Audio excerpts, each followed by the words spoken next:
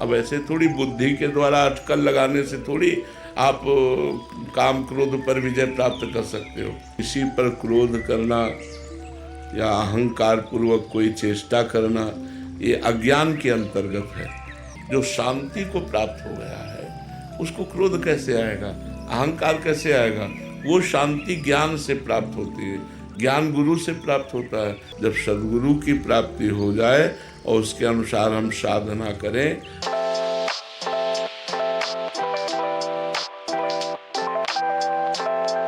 अर्पित जी, राधे राधे महाराज जी। महाराज जी, क्रोध और अहंकार पर काबू कैसे पाया जा सकता है? जब तक हृदय में ज्ञान नहीं होगा तो अज्ञान के प्रहार से हम कैसे बच सकते हैं? किसी पर क्रोध करना या अहंकार पूर्वक कोई चेष्टा करना ये अज्ञान के अंतर्गत है। और जब तक ज्ञान नहीं प्राप्त होगा तो अज्ञान का नाश कैसे होगा? तो ज्ञान प्राप्त करने के लिए हमें साधना चाहिए, साधना के लिए हमें गुरु चाहिए। जब सद्गुरु की प्राप्ति हो जाए और उसके अनुसार हम साधना करें तो श्रद्धावान लभते ज्ञानम तत्परा संयतेन्द्रिया ज्ञानम लब्ध्वा परम शांति मचिरेणाधिगच्छति। जो शांति को प्राप्त हो गया है उसको क्रोध कैसे आएगा, अहंकार कैसे आएगा? वो शांति ज्ञान से प्राप्त होती है, ज्ञान गुरु से प्राप्त होता है। तो किसी सद्गुरु का वरण करके और साधना करो।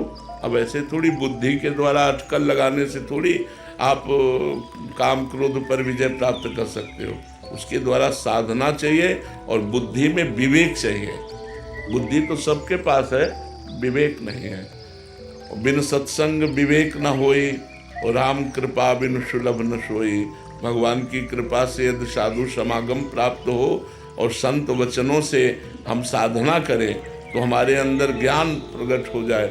ज्ञान प्रकट हो जाए तो सारे अज्ञान का नाश हो जाए, या प्रेम प्रकट हो जाए तो हमारे अज्ञान का नाश हो जाए। इसलिए साधना करो, किसी संत महापुरुष का आश्रय लेकर नाम जप करो, भगवत शास्त्रों का स्वाध्याय करो, संत समागम करो, जिससे बुद्धि में विवेक जागृत हो जाए तो हम काम क्रोध लोभ आदि से बच सकते हैं। नहीं, ये पूरे जगत में छाए हुए हैं, आप में ही थोड़ी है, सब में काम क्रोध लोभ छाया हुआ है, इसी में सब भटक रहे हैं। हेमलता जी, राधे राधे महाराज जी। महाराज जी, जब एक व्यक्ति दूसरे व्यक्ति को दुख देता है तो वो उसके पूर्व जन्म के प्रारब्ध को काट रहा होता है, जिससे दूसरे व्यक्ति, लेकिन उसका तो नया कर्म बन रहा होता है, उसका तो नया कर्म बन रहा होता है, उसको फिर अगले समय में भोगना पड़ेगा। उसका नया कर्म बन रहा होता है, वो प्रारब्ध से प्रेरित है, तो बुद्धि के द्वारा बचा भी तो जा सकता है। हमारे ऊपर कोई ईंटा फेंक रहा है, हम बच भी तो सकते हैं ना। अगर सीधे लगोगे तो चोट तुम्हें भी लगेगी, तो वो प्रारब्ध प्रेरित है। अब वो वहाँ गाली देने की बात है तो हमें मौन के द्वारा बचा लेना चाहिए। उसे मारने की बात, पीटने की बात है तो हमें विवेक के द्वारा बचा लेना चाहिए। तो उसका प्रारब्ध आकर भस्म हो गया, आपका नया कर्म नहीं बना, दोनों बच गए। तो अज्ञान के कारण, अविद्या के कारण दोनों फंस जाते हैं। उसका प्रारब्ध भोग हुआ, आपका नया कर्म बना चलेगा। मान लो आप हिंसा कर दिए तो उसका तो प्रारब्ध था, लेकिन अब आपको आजीवन केस होगा कि नहीं, आजीवन पूरा जेल काटना पड़ेगा कि नहीं? तो आपका नया कर्म बना जिसने आपको दंड दिया, और पुराना प्रारब्ध उसका था जिसने उसका भोग कर दिया। तो आप बच सकते हो कि नहीं? आप अपने क्रोध का समन कर सकते हो, आप हिंसा ना करो तो उसका प्रारब्ध भी क्षय हो गया और आपका नया कर्म बच गया। लेकिन भजन ना होने के कारण, भगवान का सतत चिंतन न होने के कारण इतनी क्षमता नहीं रहती।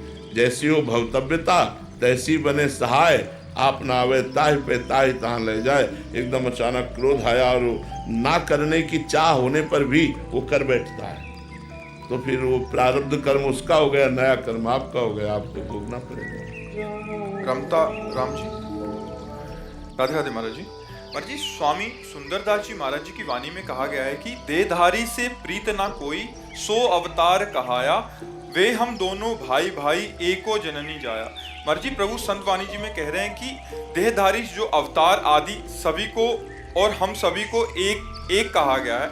एक जननी यानी माया से उत्पन्न है, तो माया से प्रीत करना यानी अवतार का भजन करने से क्या माया का भजन होगा, और माया के भजन से कल्याण नहीं होता, संत कहते हैं।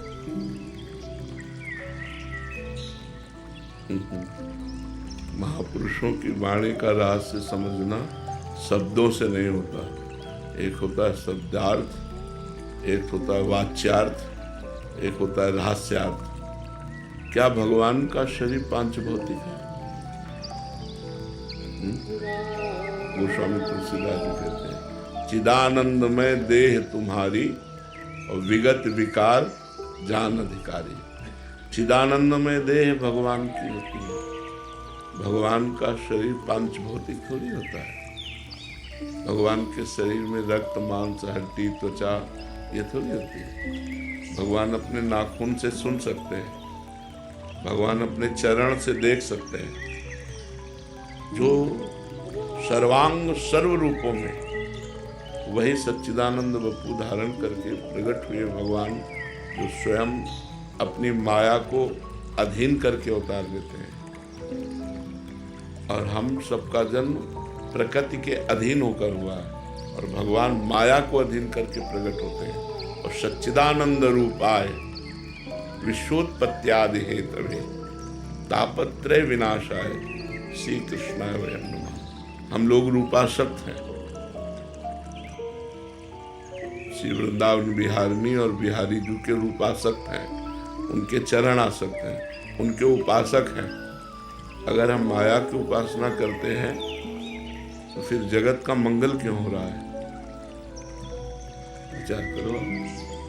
भगवान कहते हैं, दैवी हेषा गुणमयी मम माया दुरत्या मामेवे प्रपद्यन्ते माया में ताम तरन्ते। ये सब भगवान के ही अवतार हैं, समझो। पर ये मायाकृत है, इनसे प्रेम नहीं करना, इनसे प्रेम नहीं करना। जो मायातीत है, जो गुणातीत है, जो कालातीत है, उससे प्रेम करना है। भगवान कालातीत है, भगवान गुणातीत है, भगवान मायातीत है। भगवान अपनी प्रकृति को अधिष्ठित, प्रकृति को अधीन करके जो अपनी योग माया से प्रकट होते हैं। योग माया मतलब सच्चिदानंदमय, प्रकृति माया त्रिगुणमय, सतोगुण, रजोगुण, तमोगुण। तो जो सतोगुण, रजोगुण, तमोगुण से देह बने हुए हैं, इनसे ममता न करो। अगर भगवान से ममता हो गई तो सिद्धों का सिद्ध हो जाता है। वो तो जितने भी बड़े बड़े संत हुए, नरसिंह मेहता जी, मीरा जी, प्रहलाद जी, नारद जी, बड़े बड़े महापुरुष, देखो सनकादि भगवान के ब्रह्म स्वरूप में स्थित रहने वाले महापुरुष हैं। लेकिन जब वैकुंठ दर्शन करने जाते हैं और जय विजय ने बेत लगा दिया, इतना विरह भगवान के दर्शन की व्याकुलता थी, उनको असहनीय हो गया और उन्होंने शाप दे दिया, तुम भगवान के दरबार के भक्त होते हुए, पार्षद होते हुए, हम दिगंबर रहते हैं, सनक सनंदन सनातन सनत कुमार, क्या देखा जो तुमने बेत लगा दिया? तुम्हारा ये असुर भाव है, जाओ मैं तुम्हें शाप देता हूँ, 3 जन्म तक तुम असुर भाव को प्राप्त हो। इतनी व्याकुलता। और जब भगवान आए वैकुंठनाथ, उनके दर्शन से, उनकी तुलसी की गंध जो चढ़ी हुई चरणों से, वो ब्रह्मानंद में छके हुए महापुरुष विकल हो रहे थे। जनक जी परम ज्ञानी महापुरुष हैं।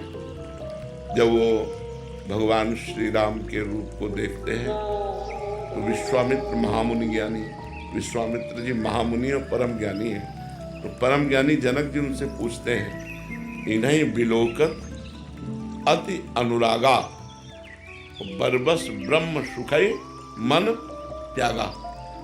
क्या जनक जी जैसे ज्ञानी किसी देह पर आसक्त हो सकते हैं? लेकिन राम रूप को देखते हुए क्या बोले? इन्हीं बिलोकत अति अनुरागा बरबस ब्रह्म सुखई मन त्यागा। जबरदस्ती हमारा मन इनके रूप में आसक्त हो रहा है, ब्रह्म सुख का त्याग करके, जबकि सहज विराग रूप मन मोरा। मेरा मन वैराग्य धारण नहीं करना पड़ता, सहज विरागी है, शब्द स्पर्श रूप रसगंध, इससे सहज विरागी है। लेकिन इनका रूप तो बरबस ब्रह्म सुख ही मन त्यागा। मेरे मन ने ब्रह्म सुख का त्याग करके राम रूप में आसक्ति कर ली, ये क्या है? तब विश्वामित्र जिनका जो आप अनुभव कर रहे हो वो ठीक अनुभव कर रहे हो। वो वही ब्रह्म मूर्तिमान सच्चिदानंद बपू होकर के आया, भगवान राम ने देखा विश्वामित्र जी की तरफ, तुरंत बदल गए और कहा ये दशरथ के पुत्र राम और लक्ष्मण है, हमारे यज्ञ की रक्षा के लिए आए थे। तो आप जैसे महापुरुषों की बात को न समझकर भगवान की वपु को अगर पांचभौतिक मायाकृत समझेंगे तो बहुत बड़ी हानि हो जाएगी। श्री सुखदेव जी परमहंस हैं, गर्भ से ही महात्यागी है, ऐसा कोई त्यागी नहीं है। गर्भ से ही महात्यागी है, जन्म की तो बात जाने दो, गर्भ से ही महात्यागी है। जन्म लेकर के जब चले तो श्री कृष्ण द्वैपायन भगवान व्यास देव जी ने पुकारा, यम प्रव्रजेंत मनु पेत कृत्यम द्वैपायनो विरह कातर आजुहावो पुत्रेति तन्मय तया तरवो विने दुस तम सर्वभूत हृदय मुनिमानुतोष्मि। हा पुत्र हा पुत्र। सुखदेव जी ने मुड़कर पीछे नहीं देखा, अपने माँ को नहीं देखा, अपने पिता को नहीं देखा, और समस्त वृक्षों में संकल्प किया तो हर वृक्ष से निकलने लगा सुकोहम सुकोहम सुकोहम, मैं सुखदेव हूँ, मैं सुखदेव हूँ। समझ गए कि इनकी ब्रह्म में स्थिति है, सार्वभौम ब्रह्म में स्थिति। मन से नमस्कार किया कि ऐसा पुत्र। और वही सुखदेव जी, उन्हीं भगवान व्यास देव जी के शिष्य के द्वारा गाया हुआ एक श्लोक जब सुना, बरहा पीडम नटवर बपु कर्णयोः कर्णिकारम बिभ्रदवासः कनक कपिसम वैजयंतीं च मालां रंध्रान् वेणोरधर सुधया पूरयन् गोप वृंदै वृंदारण्यम स्वपद रमणम प्राविशद गीत कीर्ति। कनेर के फूल लगाए थे, मोर पक्ष धारण किए हुए हैं, सुंदर चित्रकारी की गई धातुओं से, नवीन नवीन कोपल जो वृक्षों के पत्ते, नवीन पत्ते वो जगह जगह लगाए गए, नटवर वेश को धारण किए, अधरों में बंसी विराजमान है, साथ में सखागण उनकी जय जयकार करते चल रहे। जब ये रूप सुना तो आसक्ति पैदा हो गई। कहा और सुनो, तो बोले और तो हमारे गुरुदेव के पास है। 18,000 श्लोक कंठस्थ किए और मुख्य प्रवक्ता भागवत के, प्रथम प्रवक्ता भागवत के श्री सुखदेव जी महाराज हुए और श्री कृष्ण आसक्त हो गए। मधुसूदन सरस्वती जी निराकार ब्रह्म की उपासना में दृढ़ थे, वो नहीं मानते थे साकार रूप को।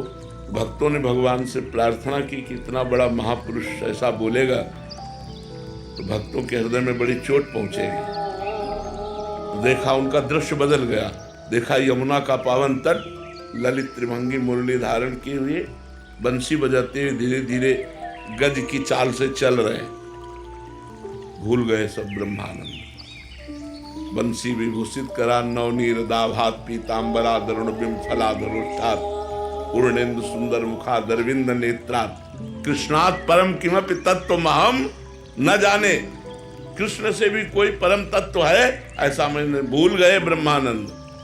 बड़े बड़े ब्रह्मानंदों के ब्रह्मानंदी का ज्ञान भुलवा करके और अपने में आसक्त कर दे, वो रूप है। क्या वो रूप पांचभौतिक हो सकता है?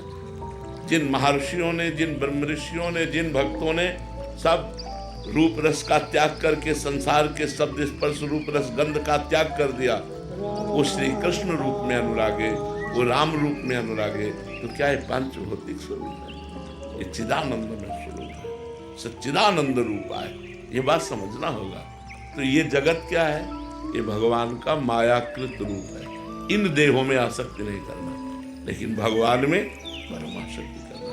अब यही तुम्हें और बता दें बिल्कुल सरल भाषा में, गुरु का शरीर मायाकृत है, मानते हो?